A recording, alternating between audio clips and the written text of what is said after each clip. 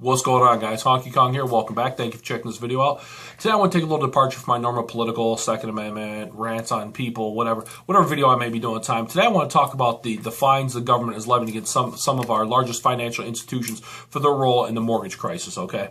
Top 5 banks involved, excuse me, have paid, I believe it's a combined like $70 billion. Talking banks like JP Morgan Chase, BOA, Goldman Sachs, Morgan Stanley. Okay, those banks have paid quite a bit of money. And this is fine money only. They've already paid back their bailout money. This is money that's tacked on top of what they paid back from the bailout, okay? This is money they're fined from the government for their roles and in the mortgage crisis itself, okay? So before I get into all that and my thoughts on that, we got to talk about the mortgage crisis itself, what caused it and how it came to be, okay? The early 2000s was a really good time to own a home, okay? Not only were, I can't stress this enough, home prices were rising every year. Owning a home was a great investment back then, okay? It was just like gold. It was solid. It was gaining every year. It was unheard of at that point to lose money in real estate, especially home. All right. Also, mortgage interest rates were very low, so you got a lot of bang for your buck. You could borrow a lot of money, and you're not paying huge monthly payments because your interest rates are so low. Okay, so because the home rates were so good, because the prices were so good, lenders were giving out loans to everybody, okay? But around this time, people also started to realize, that I'm living in a golden egg here. People bought their house in the mid to late 90s, early 2000s. They're realizing, they're like, hey, I'm gonna do the Johnny Manziel. I want to get some of this money. I bought my house, in 98 for $80,000, it's worth $150 now in 2004 or whatever. So people realized they were sitting on quite a bit of equity, and they start to take that equity out. Okay, people start getting home equity loans. They start taking second mortgages out. They started refinancing. Okay, so people started getting tons of money. Around 2005, 2006, a lot of people were doing this, and one of the reasons it was really, really bad is because at that time wages kind of started to stagnate. People weren't getting a lot of raises. Wages were kind of holding steady. So people were doing this. People were taking this money out of their homes. They were taking out this equity. They were doing it out of necessity to maintain their lifestyle. That's bad news, okay? The banks, banks really didn't give a shit because the homes at that point, value was still rising. Home prices were still going up. So they look at it like, well, it's a win-win for us. If people move in here, they pay us their money, then they default and move out. We still got the house. We got all the money they paid us. We just resell the house for even more than we originally gave a loan for, because they thought this trend was going to continue for home price to just rise indefinitely. Okay, around the same time, banks started giving out the so-called predatory loans, and they were shitty loans. You got the option arm loans, which is like an interest-only loan, where let's say a couple, a man and a woman go to buy a home, combined income of $100,000. Okay. They want to buy a $350,000 home that should be out of their price range. Well, they can get that loan because they get one of these option arm loans, which would be considered like an interest-only loan. Some shit where, like, okay, for the first 5 years, you're only going to pay $2,000 a month. Okay, you're just going to pay the interest on your loan. You're not going to actually pay toward the mortgage. Then, at the end of 5 years, your payment goes up to $11,000 a month, okay? It's like, a lot of people some people weren't paying attention to fine print. Some people just thought that in 5 years, the home would be worth so much more, they wouldn't even have to worry about it. These people are probably thinking, okay, we're getting it for $350, it'll be worth $500 in a couple years. So there was a lot of that going on. But also, subprime loans. Subprime loans were being pushed very heavily. And subprime loans are similar to the option arm. Subprime loans were basically just, it was banks who gave loans to high-risk borrowers. People that in a normal market who would not have been approved for a loan, they were getting loans, okay? They were getting them, and they were charging higher interest than normal. I'm not sure exactly how much higher interest. I know subprime loans, obviously they were getting, they were charging them higher interest because the people had, they had fucked up credit, they had bad debt to income ratio, maxed out credit cards, whatever put them in the category to where they had to go to a subprime to use a bank that specializes in subprime loans.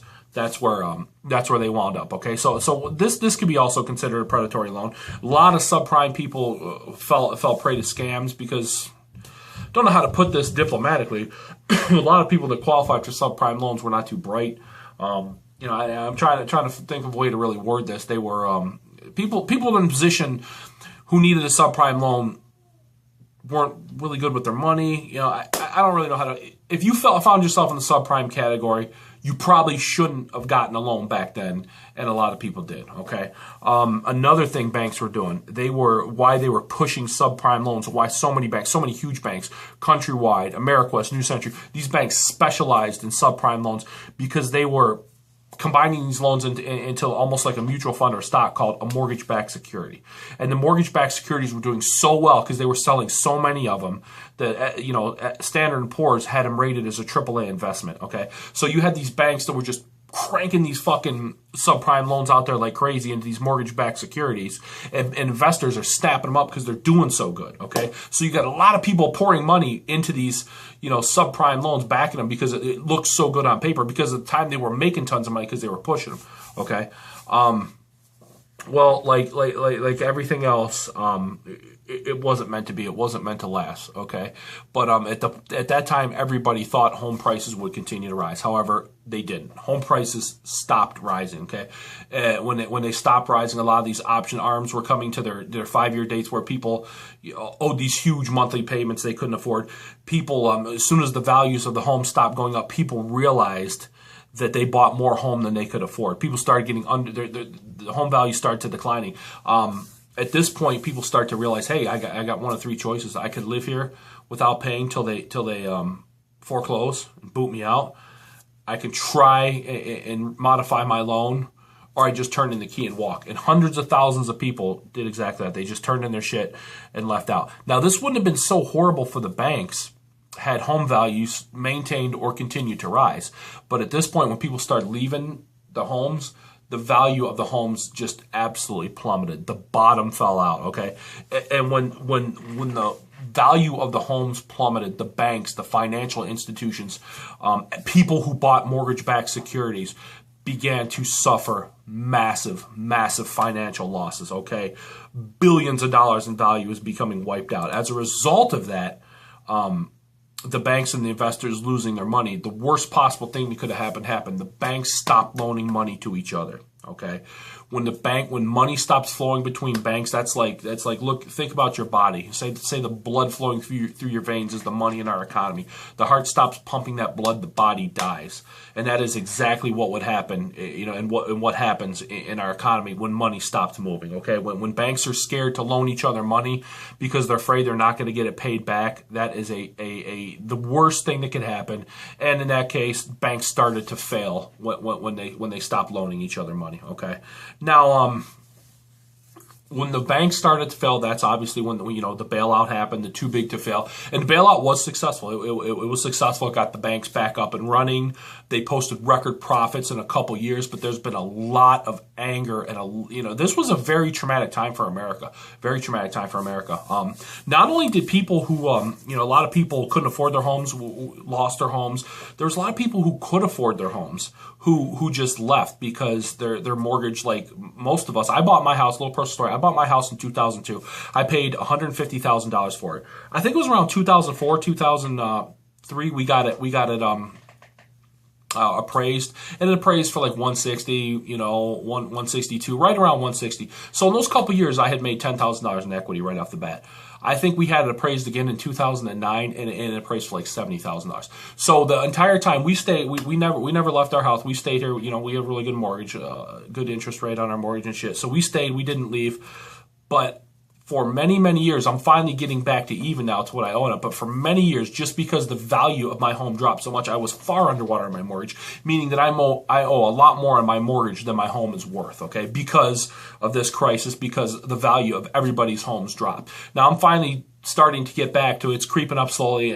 I've been paying on my mortgage all these years. And I got to tell you, many nights during this, I laid awake and I thought to myself, why am I going to pay on a home that's worth far less than what I owe on it, and I thought about many times like trying to leave, but my wife always talked me out of it, and I'm glad she did because she was absolutely correct. Like, why bother leaving? You're going to take the huge hit on your credit. You're just going to have to go somewhere else and rent a house. You won't be able to buy another one. Your credit will be fucked. So I'm really glad that we didn't do what a lot of people did, and that was just get fed up and say fuck it. And even though they could afford their mortgage, they left too because their mortgage was underwater.